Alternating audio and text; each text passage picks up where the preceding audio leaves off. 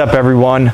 Mike Chapman, and I'm back at it again with another service video. Today I'm here with my vegan bro, Brian Jones, also a certified master technician. We're here to talk about why it's important to get your oil changed, what happens when you don't get it changed regularly, and what an engine looks like inside with oil sludge and also loose timing chains.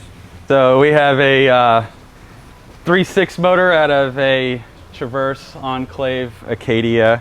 Came in with a rod knock, tore it down, found a bunch of sludge, as you can see up in this cylinder heads. So looking at this motor, this is your whole timing chain setup.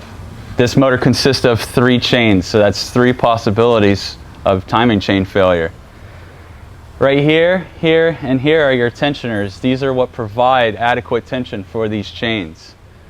When you do not change your oil or neglect to change your oil at proper intervals, these chains become stretched. As you can see with this one, this chain is stretched, which has jumped timing, causing a check engine light. You can actually move these back because there is no longer tension there. So your oil pump is down here. This provides all the oil pressure needed to operate this engine, whether it be providing oil to the cylinder heads for lubrication, providing oil pressure to these actuators for variable valve timing, and also to keep these tensioned. If you come over here to the oil pan itself, as you can see, there is a lot of metal down in here. And this is your pickup screen. This attaches directly to your oil pump. Oil gets picked up through here as it sits down in here and gets pushed right into that oil pump. So when the customer brought this motor in, before I tore it down, there was a lot of engine noise. So pull the oil pan out after removing the motor, found number 6 bearing is spun. That is because there was not enough adequate lubrication and oil pressure to keep that bearing lubricated, that it seized itself to the crankshaft and it essentially spun itself.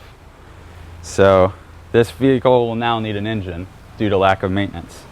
Now we're going to take you through our Nissan parts department, where our parts manager, Tom Bailey, has been here for 15 years and with Nissan for 30 years.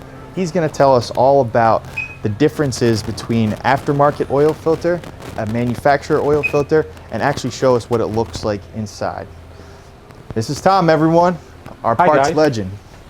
Thanks, Mike. Okay, what we did for you is we actually took a genuine Nissan oil filter and we took an aftermarket oil filter and we cut them in half, right down the middle, to show you the differences on the inside between the OE, Nissan, and the aftermarket. So the main differences between the two are, with the Nissan filter, the holes are much more close together to keep more dangerous material from going back into your engine. Whereas you see here, these holes are much larger, which can allow larger particles to go back into the engine. Additionally, when you look at the pleating of this paper, you can see how closely together these pleats are of the Nissan filter versus how wide they are of the aftermarket filter. The reason for that is it's why this filter costs a little bit more than this filter, because they have to cut somewhere. So this allows more particles to go back into your engine, which can in turn sludge up your engine, is the term, which could cause your engine to seize, because the engine is made of metal moving parts. So what we have here is we have oil. We have brand new motor oil. I'll pour it into this cup. You can see the consistency of it and you can see the color of it. It's gold, almost like beer. Next we have oil from a customer's car that we just changed.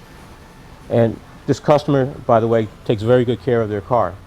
But you can see the color of the oil. This is someone who gets their car oil changed religiously, but it still is black in nature. And if you look in the bottom of this, you can see sediment, which are parts of the engine that wear over time. No matter how much you maintain it or how well you maintain it, it's still metal parts moving together and you're going to get some of these particles.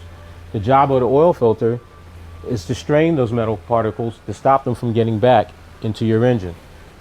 If you fail to do this on a regular basis, your engine could, what we call, sludge up.